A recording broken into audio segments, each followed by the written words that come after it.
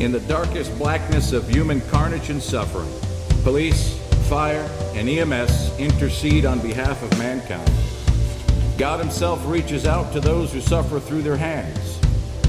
Their service is a clear and unmistakable demonstration that God does not abandon people in the storms of life. Well, hello, everyone, and welcome to the Ogle County Peer Support Network.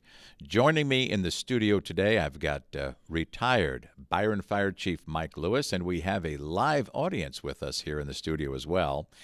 But we're excited to spend a few minutes here today, Chief. Really just wanted to answer some questions in what we call the FAQ, the frequently asked questions. And throughout the 25 years of chaplaincy, these questions have resurfaced more than once.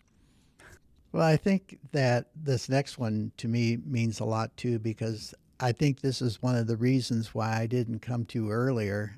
And when I say earlier, probably a year and a half or 2 years it took me to get there. But so what are you going to report back to the administrator? Oh, my. Thinking right now of all the different ones that I've talked to, and one individual actually said to me, you know, you say you're not going to go tell them what I say to you, but how do I know you're not going to? And how do I know you're not going to go just blab whatever I say? I said, well, so let me say it to you this way.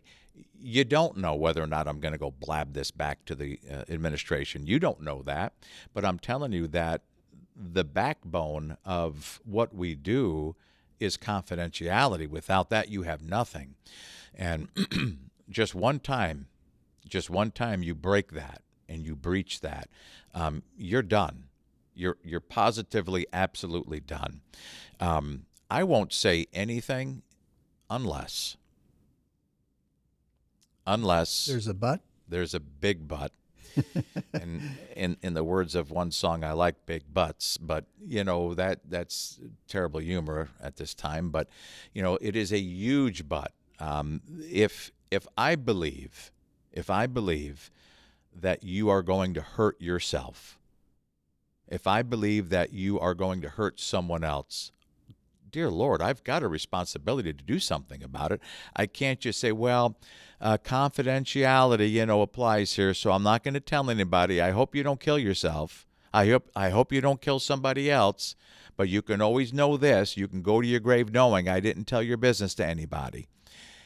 Well, no, I have a responsibility to protect you and to protect others. And there are questions and there are ways to determine that we can try to determine that you are at risk for doing something. Are you going to save everybody? Of course not. You can't save everybody. But one thing I'm going to do is save the integrity of the chaplaincy and of peer support by not going back and reporting what you and I talked about. It's perfectly normal if I am sent to you by a concerned administrator, and that's happened before. Hey, we're really concerned about so-and-so. Will you just check up on them, please? Of course, I probably would say something like, hey, I had a great talk with so-and-so, and leave it at that. So they know that, yes, I checked in. And if they press me for information, it's as simple as, I can't share that with you. But what I can tell you is that if I thought that they were at risk of hurting themselves or someone else, I would let you know that. In other words, I'm telling you, you got nothing to worry about here. Or get them help. Yeah, if they need help, yeah, obviously. There are ways to word things, but to protect what you say to me, and being an ordained pastor, a licensed and ordained pastor for many, many years, everything's covered under this the clergy privilege, this confidentiality. But the backbone of peer support, the backbone of being a trusted resource is that I can't tell your business to anybody. Yeah. I don't, and contrary to what people think, I don't go running back home and say, oh, guess who I just talked to today. Well, I think that's the neat thing about the peer support program here, as well as you being the leader of it. You've got double duty there in terms of the confidentiality. In the state of Illinois, Yes. that clergy privilege does hold solid. Right. It's right in the law. Mm-hmm. And plus, the Illinois, what do they call it? The Illinois First Responder Peer Support. No, Illinois First Responder Suicide Prevention Act has within that all the confidentiality covered. They did. That's one thing that they did do in that act is they do have that covered very well. That any of the peer support team, yourself included, are included in on that to where no one can grab that information out of you from your talk with any individual. Mm-hmm. And my experience with you over the years, including within my own family, you've not divulged anything from a family member that I have, a close family member, to me. That confidentiality is, anybody can depend on that with you, and I will guarantee that. Well, thank you, Chief. I think it's important for people to know that if we're being real with one another, and we are, you'll know whether or not you want to talk to me. Right. I know that there are people that I feel very comfortable talking to. I have no problem confiding, and I have with you. There are others in my world, I can't talk to just anybody, of course. It has backfired on me.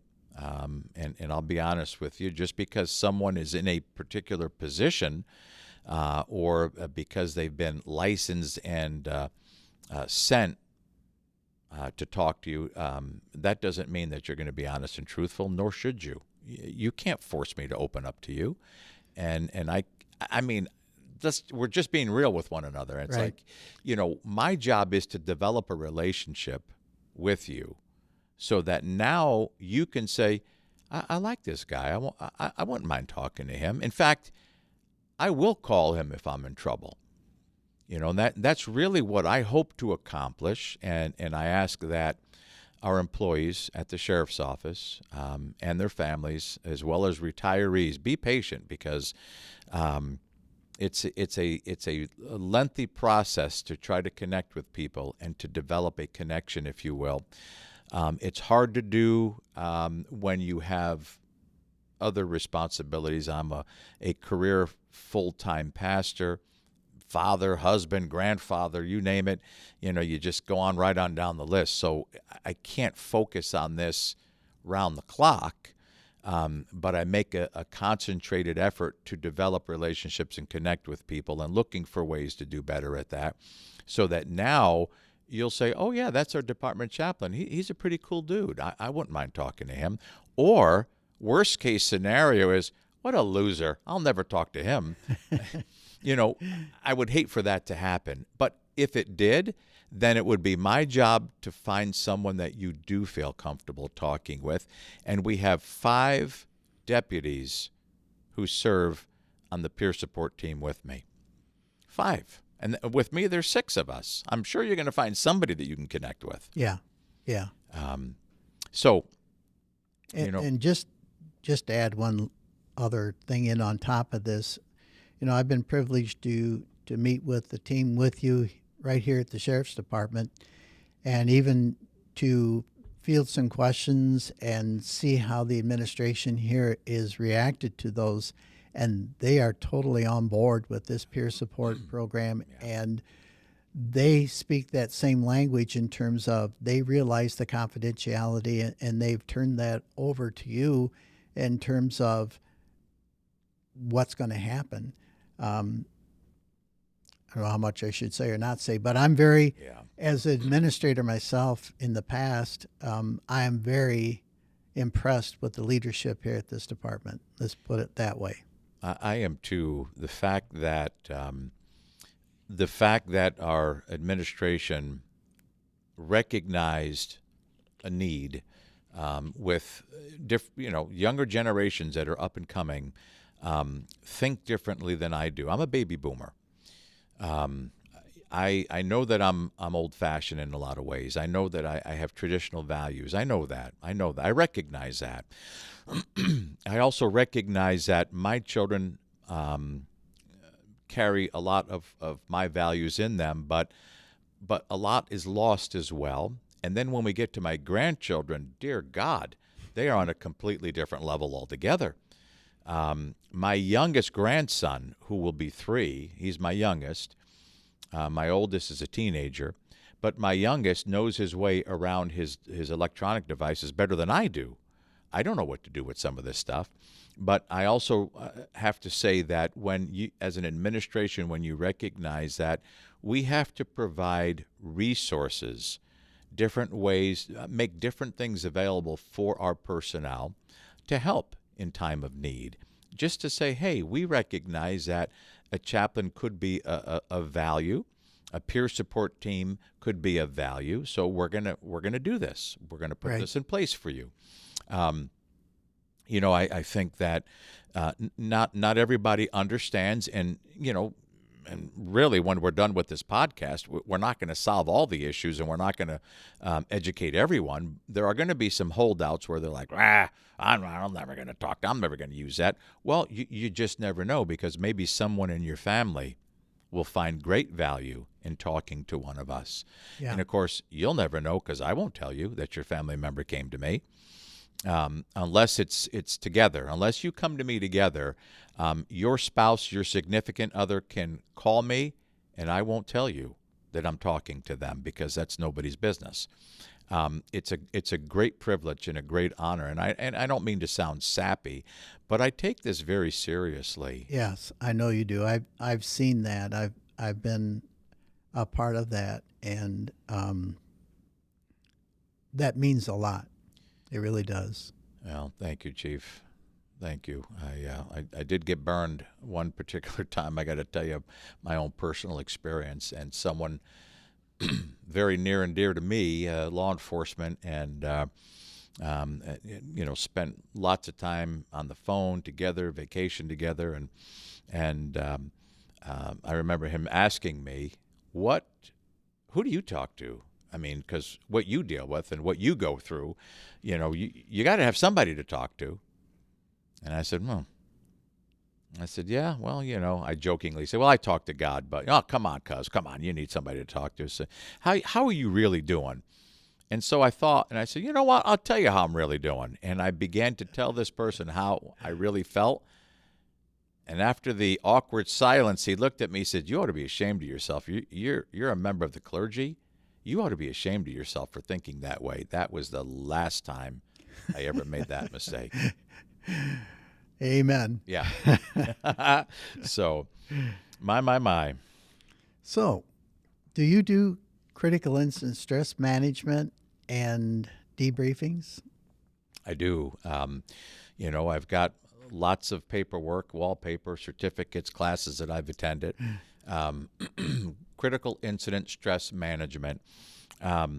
Really, sometimes we talk about it and people shy away from it, but I'll be honest with you. There are, and sometimes people refer to this as psychological first aid, and, there are what we call formal debriefings that I really believe have a place. And we shouldn't stop just because, people are cranky about it. A large formal gathering, if you will, or a meeting, or whatever we want to call it, much like I referenced this department that I went to go speak to, that was a debriefing.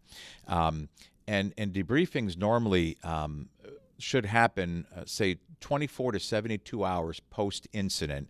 You want to get the troops together, and you want to give them a chance to talk about what their role was, what they did on scene, or et cetera, whatever the case might be.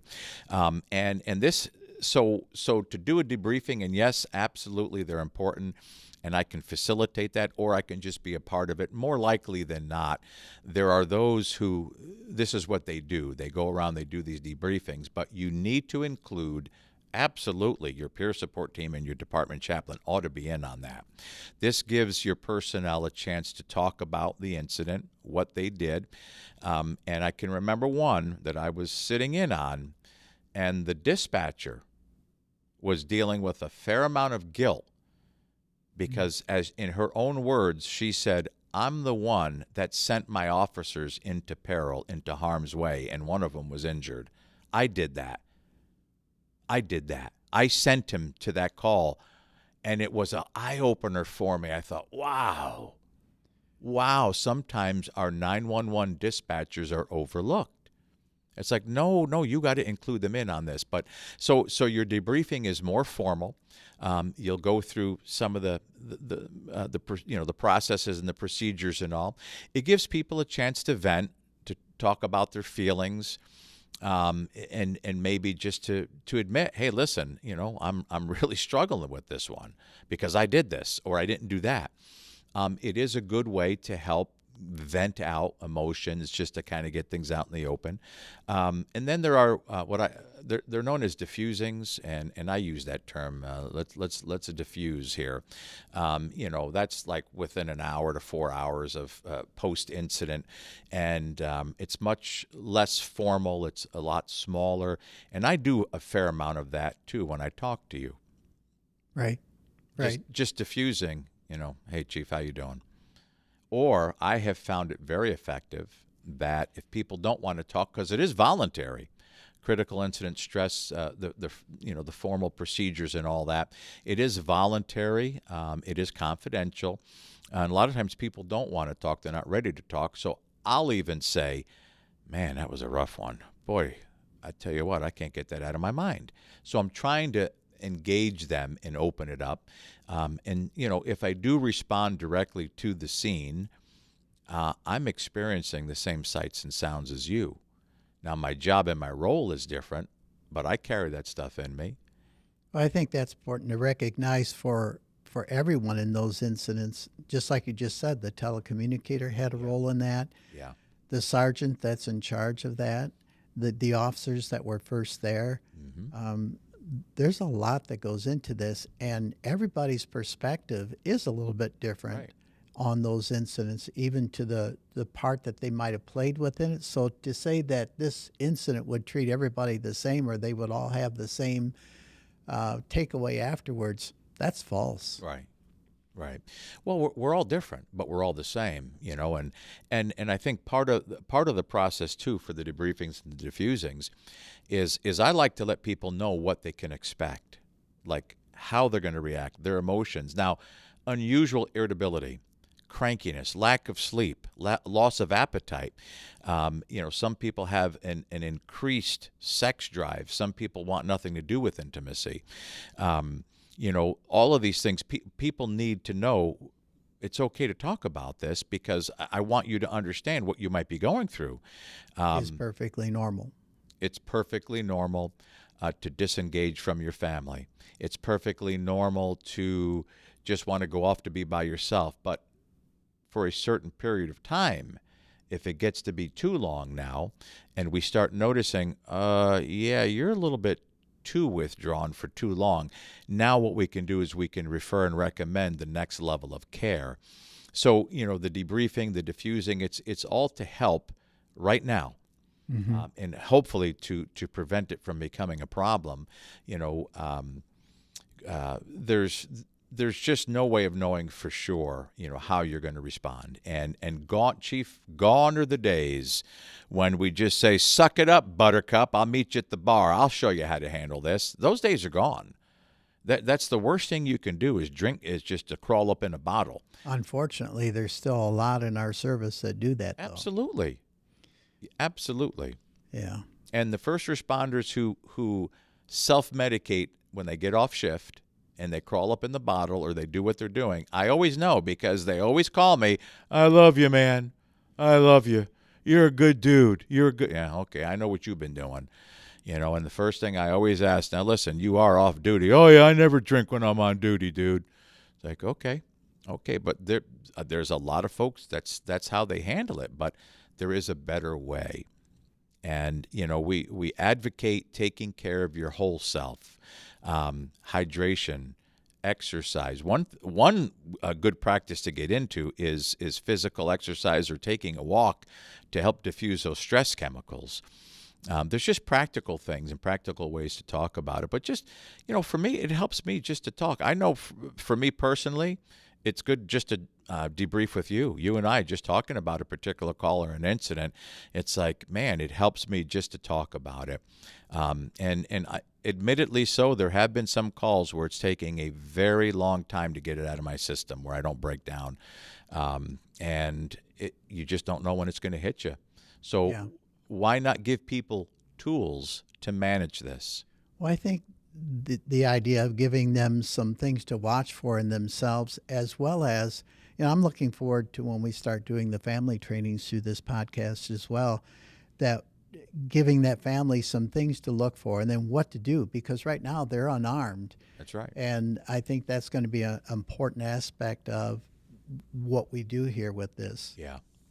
I agree, Chief, and I appreciate that. And one word of caution too is, I have absorbed a lot of negativity through the chaplaincy and pastoral work. I have to be so careful to diffuse and to get rid of stuff, and I don't always do a good job because I don't get a break, and I carry so much in me. The word I laugh when people say, "Hey, dude, what do you know?" You don't want to know. What do I know? I carry way too much information. Sometimes I don't know what to do with it, like I'm going to explode.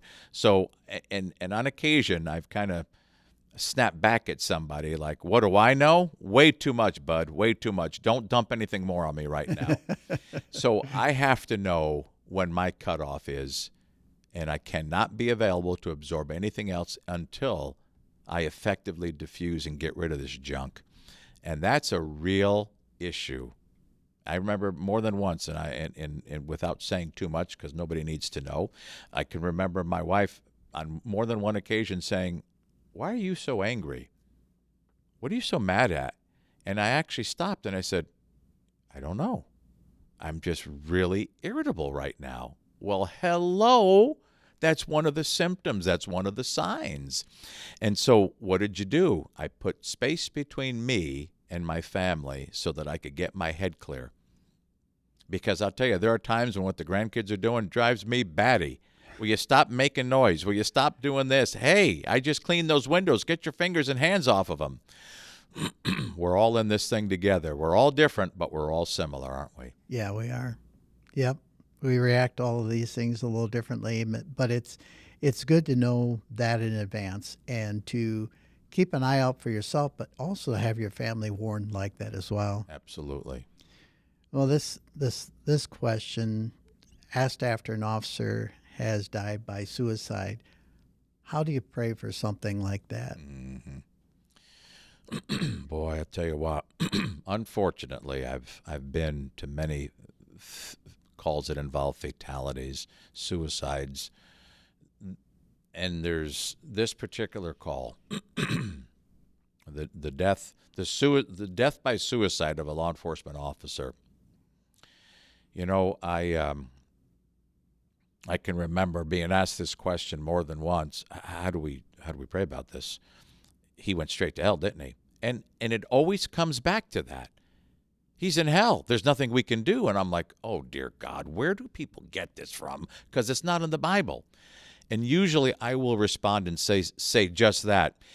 It does not say this in the Bible. It is not an automatic sentence to be doomed through all of eternity. And I'll usually get some type of a look like, really? I said, listen, people can be overwhelmed in their emotions, in their head. They could be sick in their head like they could become sick in their body. And there are many variables, of course, and this is probably not the best time to bring all of this up, but I think the bottom line is, for me, and this is how I always handle it, I'll say, look, we're just going to leave your loved one in God's merciful hands. God is a God of mercy.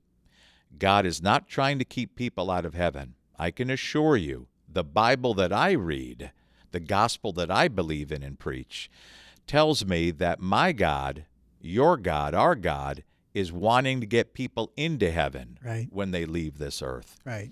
So let's set aside whatever it is that put that in your head. Oh, they're in hell now. No, that's not what that means. It just means that they opted they opted to leave this life behind and to get out of whatever they were feeling by taking their own life. Now, and I'll tell you, I mean, there's been too many of them, but I may say something to the effect like, you know, and I don't advocate doing this, but sometimes it just you feel led to say this, and on occasion I've used this, but I don't advocate doing it. You know, if it were me feeling overwhelmed and I felt like the only way to get relief was to end my life, I probably would say, Lord, I'm so sorry. I can't see any other way out. I'm just going to come be with you now.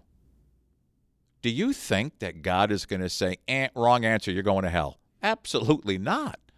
No. I mean, it's always a matter of your heart. If you are overcome and overwhelmed and you see no way to get relief. Well, and I think especially today, that's what we're seeing in society. There's so much pressure in so many regards with social media, whatever. Yeah. Within this job of being a first responder, there's a lot of pressures.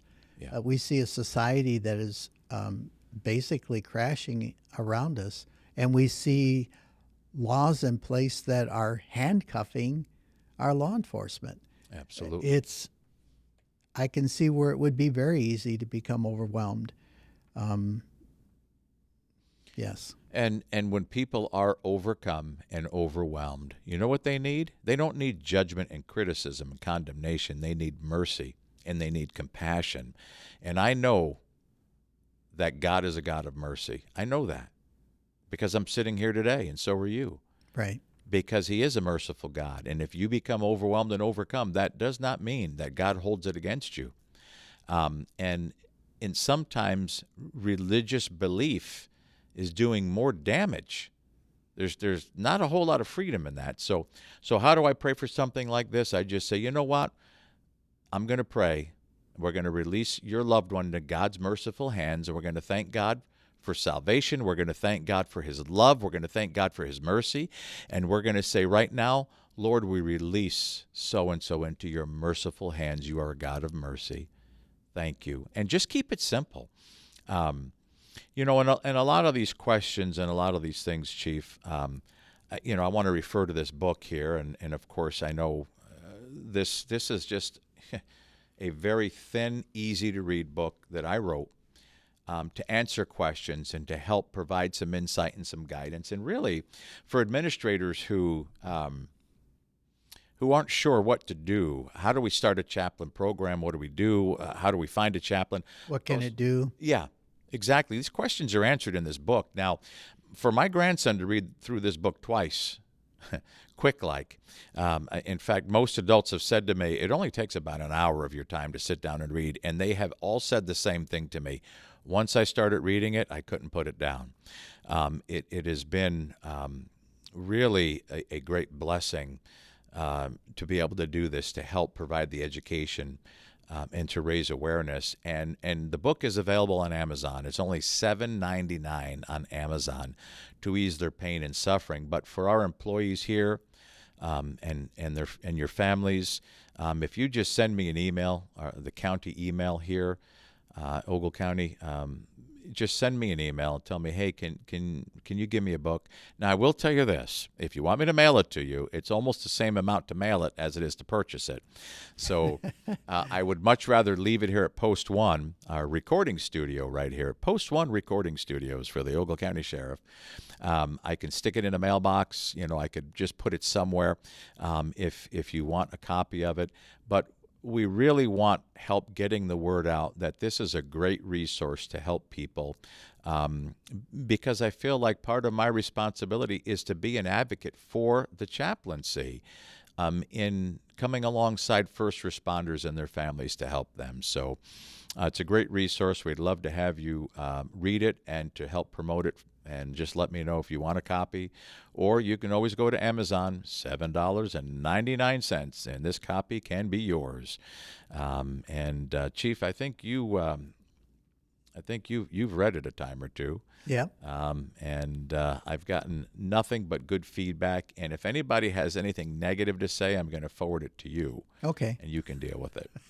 So frequently asked questions, our FAQ. There we go. This has been a representative of these questions that have actual questions through the years, and no doubt I'm going to get these questions again and again. So hopefully this helps. This has just been just a great privilege, and can't wait to see where all this goes. And we are going to be looking to get some family training and get some couples together and just talk back and forth about stuff that's pertinent and relevant. So just stay tuned and look forward to our next one. So thank you, Chief. Thank you. We'll see you guys next time. Dispatch from Route 7 Command. Man, go ahead. Need a chaplain at this location? 10-4.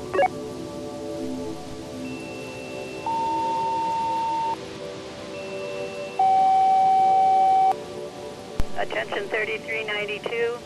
3392, you're needed at the 8000 block of Route 7, multiple vehicle accident. Please acknowledge. 3392 is en route, 8000 block Route 7. 10-4. In the darkest blackness of human carnage and suffering, police, fire, and EMS intercede on behalf of mankind. God Himself reaches out to those who suffer through their hands. Their service is a clear and unmistakable demonstration that God does not abandon people in the storms of life.